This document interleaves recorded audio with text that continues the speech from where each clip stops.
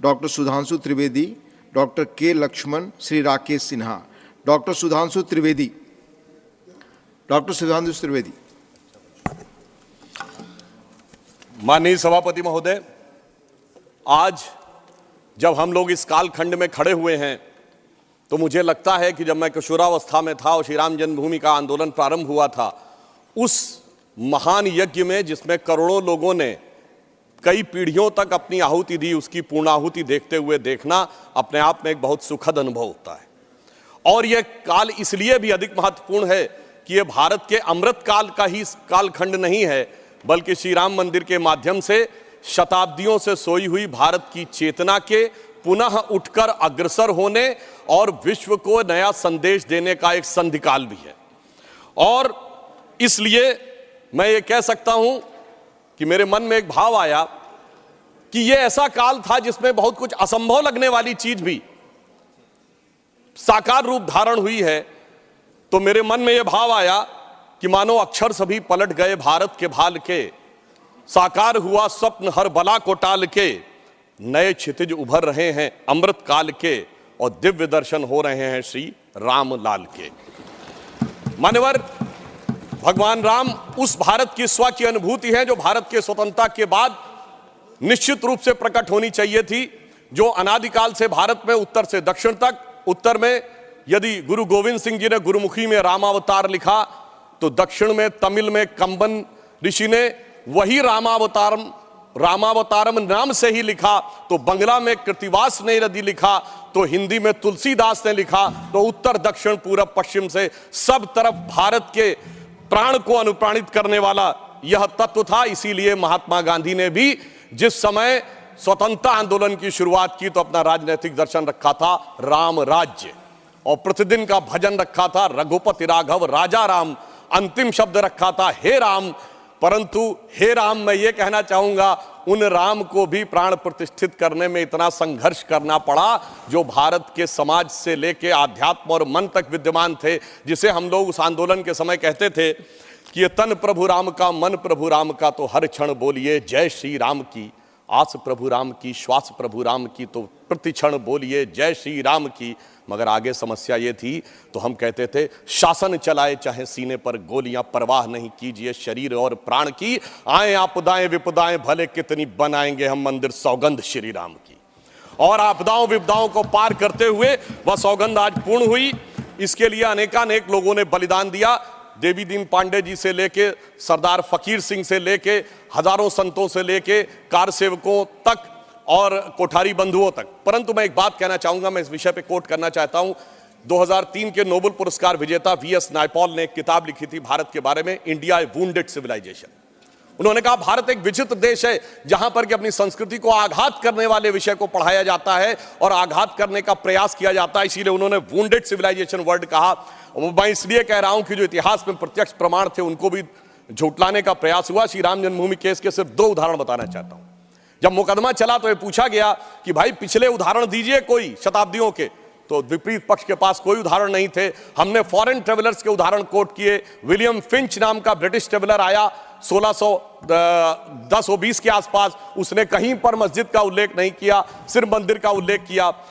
French traveller आया Joseph टिफेंथलर 1720 के आसपास, तो वो कहता वहां पर चबूतरा है जिसमें कि और एक पक्ष में वो मस्जिद की बात करता है और बताता है कि रामनवमी पे लाखों की भीड़ लगती है। परंतु उसके बावजूद एक मजेदार बात बताना चाहता हूं, जब से ब्रिटिश डॉक्यूमेंट आया तो जो पहली एफआईआर ऑफिशियली दर्ज हुई है नवंबर 1858 में, फैजाबाद के थानेदार को रिपोर्ट दी गई है कि 25 निहंग सिखों ने आकर कब्जा कर लिया है, यज्ञ हवन किया है और मस्जिद जन्म स्थान के सब तरफ राम राम लिख दिया। और जानते हो उस पे सभापति महोदय सिग्नेचर क्या है? मुतव्वली मस्जिद जन्म स्थान। अब बताइए, जन्म स्थान पहली एफआईआर में खुद मुतव्वली लिख रहा है और उसके बाद इस विषय को इतना बढ़ाया गया। और स्वतंत्रता के बाद मैं एक बात कहना चाहता हूं, 22-23 दिसंबर 1949 की रात को जब श्री राम लला प्रकट हुए, उसके बाद यह ध्यान देने योग्य बात है, यह समुदायों के बीच के संघर्ष का विषय नहीं था, यह भारत के स्वाभिमान का विषय था। 12 साल टाइटल सूट की मियाद होती है, 12 साल तक मुस्लिम पक्ष सुन्नी सेंट्रल वक्फ बोर्ड उसमें पैरोकार ही नहीं था। 1961 में, दिसंबर 1961 में जब 12 साल पूरे होने में 4 दिन रह गए थे, तब सेंट्रल सुन्नी वक्फ बोर्ड उसमें पैरोकार बना। क्यों? कुछ सेकुलरिस्टों ने समझाया, कुछ लेफ्टिस्टों ने समझाया, और इसका उल्लेख किया कि मोहम्मद साहब ने अपनी किताब में किया है कि मुस्लिम समाज में एक बहुत बड़ा तबका ये मानता था कि हमें इस विषय में पढ़ने की जरूरत नहीं है, परंतु राजनीति के चलते हुए भारत के स्वाभिमान का विषय ये इसका प्रतीक बना। परंतु उसके बाद कोर्ट का निर्णय आया, संपूर्ण मर्यादाओं को पूर्ण करते हुए आज ये दिन आया। तो मैं कई बार हम लोग से कहा जाता है कोर्ट का निर्णय आया तो इसमें आपने क्या किया, तो मैं बताना चाहता हूं हम जब जब सत्ता में आए 1991 में कल्याण सिंह जी की सरकार ने आकर 67 एकड़ भूमि का अधिग्रहण किया। उसके बाद याद करिए खुदाई पर रोक लगा दी गई थी, तो अटल जी की सरकार आई तो नई टेक्नोलॉजी आ गई, ग्राउंड पेनिट्रेशन रेडार, तो रेडार मैपिंग की गई और वो कोर्ट में प्रस्तुत कर दी गई। मतलब ऑपरेशन पे रोक थी, अल्ट्रासाउंड पे तो नहीं थी ना, तो अल्ट्रासाउंड करके दिखाया गया देखो भाई अंदर क्या है।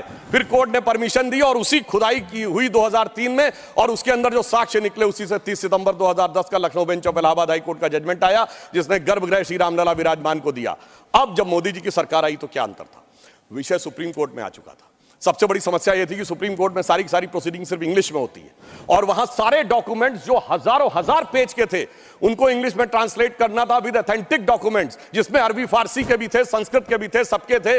तो हमारी सरकार में आने के बाद अगर 60 साल उसमें लगे थे, हो सकता 50 साल इसमें भी लग जाते, क्योंकि बहुत से लोग वकील का चोला ओढ़कर खड़े होकर ये भी कहते थे फलां साल के पीछे ले जाइए इस जजमेंट को। मगर मोदी जी की सरकार ने आने के बाद 24/7 लगाकर सारे के सारे जो डॉक्यूमेंट्स थे उनका केवल 2-3 वर्षों में ट्रांसलेशन किया, और उसके बाद जाके कोर्ट में अर्जी लगाई कि डे टू डे हियरिंग होनी चाहिए, क्योंकि हमारी सरकार तो उसमें विचार करती थी कि हनुमान तेहि परसा करि पुन कीन्ह प्रणाम, राम काज कीन्हे बिनु मोहि कहां विश्राम। और फिर आपने देखा कि वो जब जजमेंट आया, और ये भी एक सुखद संयोग देखिए कि मान्यवर हमसे टीवी डिबेट में अक्सर बहुत पूछा जाता था कि आ गए भाजपा वाले कहते हैं रामलला हम आएंगे मंदिर वहीं बनाएंगे, तारीख नहीं बताएंगे। महोदय राम का मंदिर कोई इमारत नहीं थी, ये भारत की भव्यता का आगाज था, और वो तारीख कोई तारीख नहीं थी, वो काल की गति थी। और वो तारीख क्या थी मैं बताना चाहता हूं। जब रामलला इस मंदिर में आए हैं तो वो तारीख आई है 4 करोड़ गरीबों को घर लेकर आई है, 11 करोड़ लोगों के लिए शौचालय लेके आई है, 54 करोड़ लोगों के लिए जनधन अकाउंट लेके आई है, हर गांव में बिजली, हर गांव में सड़क लेकर आई है, और इतना ही नहीं हर शहर में हर राज्य में एयरपोर्ट लेकर आई है, समुद्र पे सबसे बड़ा सेतु अटल सेतु लेकर आई है, और चिनाब नदी पे दुनिया का सबसे ऊंचा पुल चिनाब का पुल लेकर आई है, हाईएस्ट एफडीआई लेके आई है, हाईएस्ट फॉरेन एक्सचेंज रिजर्व लेके आई है, फास्टेस्ट ग्रोइंग इकोनॉमी लेके आई है। और जनाब वो फिल्म का डायलॉग होता था तारीख पे तारीख, तारीख पे तारीख वाला, इंडियन पैनल कोड को तारीख का हिस्सा बनाकर भारतीय न्याय संहिता लेके आई है जो 3 साल के अंदर सारी तारीखों को खत्म कर देगा। मगर महोदय ये तारीख का राज थोड़ा और गहरा है, क्योंकि जब राम मंदिर की प्राण प्रतिष्ठा होनी थी तो तारीख वो होनी थी कि प्रधानमंत्री को जाना था, यानी तारीख उसका इंतजार कर रही थी कि ऐसा प्रधानमंत्री आएगा जो उस दिन आकर प्राण प्रतिष्ठा करेगा, और वो प्रधानमंत्री भी कैसा होगा जो कि पूरे राष्ट्र का सपोर्ट लेकर। हाँ बोल रहे हैं प्लीज, अरे भाई बोल रहे हैं madam please, not allowed, please बैठे आप, काहे परेशान हो रहे हैं? आपको इजाजत नहीं है, nothing is going on record, please. अरे सुनिए आप बोले। महोदय प्रधानमंत्री भी कौन होगा जो पूरे देश का जनादेश लेकर आया होगा और दूसरी बार भी लेकर आया होगा, जो अपने घोषणा पत्र में यह लिख के लाया होगा कि हम राम मंदिर का प्राण प्रतिष्ठा करेंगे, हम निर्माण का मार्ग प्रशस्त करेंगे, यानी 140 करोड़ लोगों के जनादेश के साथ वो तारीख आने वाली थी जिस तारीख का इंतजार था। और महोदय सिर्फ तारीख इतनी नहीं थी मान्यवर, अगर शास्त्रीय ढंग से प्राण प्रतिष्ठा होनी थी तो 11 दिन का उपवास रख के तपस्या भी करनी थी। तो ऐसा भी प्रधानमंत्री आने वाला था जो संकल्प लेकर 11 दिन की तपस्या करे। और मैं महोदय एक और बात कहना चाहता हूं, 11 दिन नारियल का पानी पी के हम में से कितने लोग तपस्या कर सकते हैं?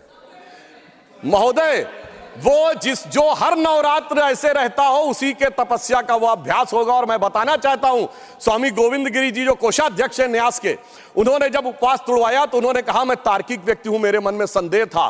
तो जब इनकी माता जी जीवित थी तो मैंने उनसे पूछा था तो उन्होंने कहा 40 वर्षों से अभ्यास है ये उपवास रखने का, इसलिए 11 दिन शासकीय कार्य रखते हुए भी वो उपवास कर पाए। ऐसे व्यक्ति की प्रतीक्षा थी तारीख को। और फिर दक्षिण में जाकर चाहे नासिक हो और फिर चाहे गुरुवायूर का मंदिर हो अथवा रामेश्वरम में खड़े होकर जब प्रधानमंत्री जी 22 कुओं के जल से स्नान कर रहे थे, जो भारत के संपूर्ण क्षेत्र का प्रतिनिधित्व करते हैं, तो यह संदेश था दूर दक्षिण सिरे पर खड़े होकर कि देखिए ये राम है जो घट घट में व्याप्त है पूरे उत्तर से दक्षिण तक। और उस तपस्या से प्रकट होने के बाद उस प्रधानमंत्री की दरकार थी तारीख को, क्योंकि राम का काज कौन कर सकता है। गोस्वामी जी लिख गए हनुमान चालीसा में, सब पर राम तपस्वी राजा, जिनके काज सकल तुम साजा। अगर राम तपस्वी राजा थे तो तपस्वी प्रधानमंत्री भी होना चाहिए था वो करने के लिए, और इस तारीख का इंतजार था। तारीख का ये राज समझने के लिए हम आपको समझाएंगे भी तो शायद आप नहीं समझ पाएंगे। और इसीलिए मैं कहना चाहता हूं कि इतना ही नहीं, महत्वपूर्ण बात यह थी कि सब कुछ शांति और सौहार्द से निपट गया। जब राम मंदिर का मुद्दा उठा था तो कितने प्रकार की चीजें होती थी। इसके लिए हमें निश्चित रूप से सरकार, प्रधानमंत्री को धन्यवाद देना चाहिए। पूरे देश में जिस प्रकार का सौहार्दपूर्ण वातावरण रहा, और महोदय 90-92 में भारत ही नहीं अगल बगल भी बहुत कुछ हुआ था। अब की अगल बगल में भी शांति बनी रही, ये तपस्वी राजा का प्रताप था। और इतना ही नहीं महोदय, अबू धाबी में भी मंदिर बनने जा रहा है। मुझे लगता है भारत के लिए अमृत काल में सांस्कृतिक गौरव का इससे बेहतर काल नहीं आ सकता था कि राम मंदिर भी बन रहा है और अबू धाबी में भी मंदिर बन रहा है। और मैं एक और बात कहना चाहता हूं महोदय, यह हिंदू मुस्लिम का विषय नहीं था, यह भारत के जय और विजय का विषय था, और उससे भी बढ़कर यह मूल्यों का विषय था। कौन से मूल्य थे? एक मूल्य वो जिसमें भगवान राम उस मूल्य के प्रतीक बनते हैं जिसमें 4 भाई हैं, पिता के एक वचन पर वन चले जाना, दूसरे भाई का जंगल जाना, तीसरे भाई का खड़ाऊ रखकर शासन करना, एक ये परंपरा थी। और दूसरी परंपरा वो जिस बाबरी परंपरा में भी 4 भाई थे, शुजा, मुराद, दारा और औरंगजेब। एक ने 3 को कत्ल कर दिया, बुढ़ापे में बाप को जेल में डाल दिया, और इतने पे भी संतोष नहीं हुआ बल्कि सर काटकर थाली में रख के जेल में बंद बाप के पास भेजा। आप किसी मत को मानने वाले हो, अपने घर में क्या देखना चाहते हैं, भाई की खड़ाऊ या भाई का सर? इन 2 मूल्यों के अंतर का यह प्रतीक था। इसका हिंदू मुस्लिम से कोई नहीं था। और मैं अपने विरोधियों को बताना चाहता हूं, मान्यवर, उर्दू में भी एक रामायण लिखी गई है, चकबस्त रामायण, और उसमें इसी मूल्य को अप्रिशिएट किया गया है कि जब भगवान राम राजा दशरथ से अनुमति लेकर जाते हैं तो उर्दू के प्रसिद्ध शायर चकबस्त ने, और वो लखनऊ के रहने वाले थे, उन्होंने लिखा है, रुखसत हुए वो बाप से लेकर खुदा का नाम, रुखसत हुए वो बाप से लेकर खुदा का नाम, और राहे वफा की मंजिलें अव्वल हुई तमाम। यानी उनको तो दिखा कि राहे वफा की कौन सी मंजिलें हैं जो अव्वल हो रही हैं। मगर क्या बताऊं महोदय, एक फैक्ट बताना चाहता हूं। 22-23 दिसंबर 1949 की रात को जब श्री राम लला प्रकट हुए तो सबसे पहले वो रोशनी किसने देखी थी? वो यूपी गवर्नमेंट का एक सिपाही था जिसका नाम था अब्दुल बरकत। उसने बाकायदा मजिस्ट्रेट के सामने बयान दिया है कि रात में उसको दिव्य रोशनी दिखी, और जब दिव्य रोशनी हटी तो वहां पर श्री राम लला विराजमान थे।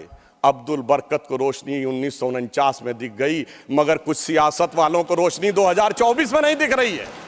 और मैं आपको बताना चाहता हूं, बाबरी पक्ष के पैरोकार थे इकबाल अंसारी, और यह उदारता देखिए कि सबको बुलाया गया, विरोध करने वालों को बुलाया गया, ट्रस्ट के द्वारा गोली चलाने वालों को बुलाया गया, और इकबाल अंसारी को ही बुलाया गया। और इकबाल अंसारी प्राण प्रतिष्ठा में आ गए। उनका इकबाल तो बुलंद हो गया, मगर इन लोगों का इकबाल जमींदोज हो गया। और मैं ये भी बताना चाहता हूं, उसका एक कारण है। ऑन द लाइटर नोट, इसको कोई पर्सनल ना ले महोदय, ये कहा जाता है कि हमारे यहां राम का तत्व या ईश्वर का तत्व कौन नहीं समझ पाता है? जो कामी, क्रोधी, लोभी, खलकामी हो। और राजनीति में वो नहीं समझ पाता जो सेकुलर और वामी हो। अब मैं ये बताना चाहता हूं महोदय कि जो लोग कहते हैं भगवान राम ने अपने जीवन में ये मंदिर किस चीज का प्रतीक है, कई लोग एक आध कोई शब्द लेकर बगैर पढ़े हुए, बगैर उस भाषा को जाने हुए अपनी बात कहने लगते हैं। तो मैं बताना चाहता हूं, भगवान राम ने कौन मेरा भक्त है इसका बाकायदा उदाहरण दिया। उन्होंने लिखा है, जात पात कुल धर्म बड़ाई, धन बल परिजन गुण चतुराई। इन 10 चीजों से मैं नहीं मिलता। मैं कैसे मिलता हूं? भक्ति से मिलता हूं। ये सारी 10 चीजें हो किसी के पास और भक्ति ना हो, तो उन्होंने कहा, भगतहीन नर मोहे ऐसे, जल बिन बारिध लागे जैसे। अर्थात अगर ये सब कुछ हो, जात पात कुल धर्म बड़ाई ये हो, भक्ति ना हो तो ऐसा जैसे बादल हो उसमें पानी ना हो। इसलिए भगवान ने इस बात का संदेश दिया। और मैं एक विषय और कहना चाहता हूं। जब राम मंदिर का निर्माण हो रहा था तो कहा जाता था साहब वैज्ञानिक प्रमाण दीजिए। मैं बस एक बिंदु विज्ञान का भी और बताना चाहता हूं। यह विशुद्ध विज्ञान है, क्योंकि अगर आपने रामचरितमानस के शुरुआती श्लोक पढ़े हो तो उसमें बहुत साफ लिखा, सीताराम गुणगाम पुण्य अरण्य विहारिण्यो वंदे विशुद्ध विज्ञानो कवीश्वरो कपीश्वरो। अर्थात विशुद्ध विज्ञान महर्षि वाल्मीकि ने लिखा। और विज्ञान क्या है? पूछा गया था कि भगवान हुए कब, ये तो बताइए, यहां हुए कि नहीं ये बताइए। अब आप ये बताइए कि आज हम समय कहते हैं, उनका एग्जैक्ट टाइम लिखा है। जैसे आज हम टाइम कह रहे हैं, दिल्ली में कुछ और है, लंदन में कुछ और है, तो एक जीएमटी ग्रीनिच मीन टाइम बताया गया।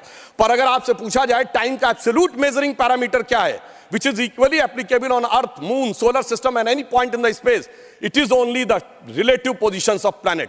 और भगवान राम का वो exact relative positions of planet, जो आइंस्टीन का फोर्थ डायमेंशन कहा जा सकता है, वो लिखा है कि मेष राशि में सूर्य था, मकर राशि में मंगल था, तुला राशि में शनि था, मीन राशि में शुक्र था। और जब नासा ने अपने प्लेनेटोरियम गोल्ड सॉफ्टवेयर में डाला तो 5114 बीसी की डेट निकल आई। इससे ज्यादा किसी को सबूत चाहिए?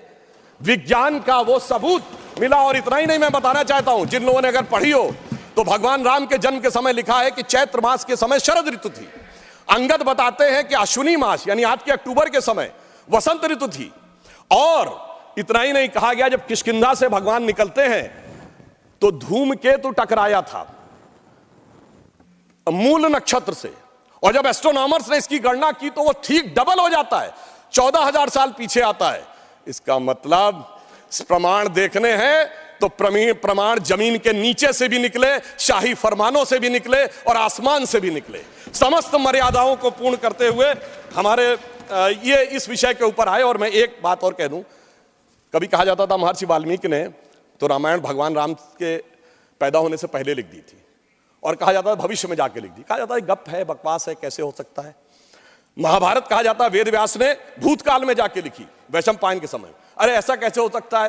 मैं पूछना चाहता हूं, 1916 में आइंस्टीन की थ्योरी ऑफ रिलेटिविटी देने के बाद अब time travel forward, time travel backward बकवास है क्या?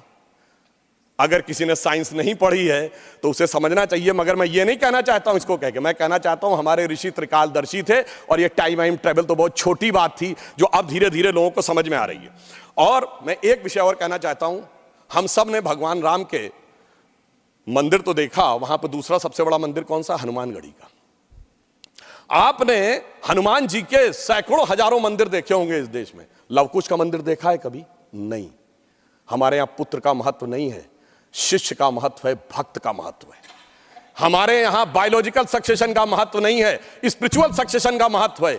इसीलिए द्रोणाचार्य के बेटे का स्थान ऊंचा नहीं है, शिष्य का स्थान ऊंचा है। इसीलिए हम हर जगह गुरु शिष्य परंपरा की बात करते हैं, पिता पुत्र परंपरा नहीं होती। भगवान राम का चरित्र इस बात का उदाहरण देता है कि हर जगह आपको हनुमान जी के मंदिर मिलेंगे, वो भी राम से ज्यादा मिलेंगे। और मैं अंत में यह कहना चाहता हूं महोदय, एक बार एक डिबेट में वो कहने लगे कि भाई you are talking about the Ram temple, how does Ram temple fits in the 21st century emerging India who aspires to become a technologically advanced and become the economic superpower with the youngest population, where does Ram Mandir fits in that? मैंने कहा सुनिए महोदय, हम 21वीं सदी में भारत को सिर्फ इकोनॉमिक, इंटेलेक्चुअल या मिलिट्री सुपर पावर नहीं बनाना चाहते, हम वर्ल्ड लीडर बनाना चाहते हैं। और जब वर्ल्ड लीडर बनाना चाहते हैं तो it should symbolize the certain set of values which will inspire the world. और अगर सारे श्रेष्ठतम मानवीय मूल्यों का प्रतीक कोई एक होगा तो वो भगवान राम का मंदिर होगा, जो विश्व के सबसे श्रेष्ठतम मानवीय मूल्यों का प्रतीक होगा। कैसे? मैं आधुनिक जियोपॉलिटिक्स से बताना चाहता हूं। आज कोई एक देश किसी पर अटैक कर रहा है, रशिया यूक्रेन की लड़ाई चल रही है, चाइना का ताइवान के साथ प्रॉब्लम चल रहा है, इराक और उसका चला। क्या है डिप्लोमेसी में? नंबर 1 एनेक्सेशन, दूसरे देश को मिला लो। दूसरा है सब्जुगेशन, वहां अपना डिप्यूटी अपॉइंट कर दो। और तीसरा है डोमिनेशन, उसके साथ संधि साइन कर लो। भगवान राम ने क्या लंका को जीतने के बाद एनेक्सेशन किया? नहीं। क्या वहां पर कोई अपना डिप्यूटी बैठाया यानी सब्जुगेशन किया? नहीं। कोई ट्रीटी साइन कराई, डोमिनेशन किया? नहीं। तो मैं कह सकता हूं आज के जियोपॉलिटिक्स वर्ल्ड में जब क्लैश ऑफ सिविलाइजेशन कहा जाता है तो उसका प्रतीक वो राम मंदिर दिखेगा, जो पूरी दुनिया को बताएगा कि पीसफुल को एग्जिस्टेंस कैसे हो सकता है बगैर एक दूसरे से लड़े हुए। इसलिए मैं कह सकता हूं 21वीं सदी का महान भारत बगैर राम मंदिर के संभव ही नहीं है। और अंत में मैं सिर्फ ये कहना चाहता हूं, ये एक नया इतिहास बना है और ये हमारी सरकार और माननीय प्रधानमंत्री जी की उस दृढ़ इच्छा शक्ति का प्रतीक है जिसके लिए कहा जाता था अरे 370 कभी हटेगी नहीं, राम मंदिर कभी बन ही नहीं सकता। मगर ये वो लोग कहते हैं जो फूलों के हार पहनते हैं। हमारे प्रधानमंत्री जी अंगारों के हार पहनते हैं, और जो अंगारों के हार पहनते हैं वो इतिहास को बदलने में निश्चित रूप से सफल होते हैं। इसलिए मैं अंत में ये कहना चाहता हूं, अपनी सरकार को बधाई देते हुए, श्री राम जन्मभूमि न्यास ट्रस्ट, हमने बहुत साफ कहा था हम मंदिर नहीं बनवा रहे, मंदिर न्यास बनवा रहा, हम सिर्फ मार्ग प्रशस्त कर रहे हैं। दूसरों ने कहा था कि हम वो बनवा रहे हैं, तो हम सिर्फ उनके लिए कहना चाहते हैं प्रधानमंत्री जी की तरफ से कि अंगार हार उनका जिनकी सुन हाँक समय रुक जाता है, अंगार हार उनका जिनकी सुन हाँक समय रुक जाता है, आदेश इधर कर देते हैं इतिहास उधर मुड़ जाता है। धन्यवाद। धन्यवाद।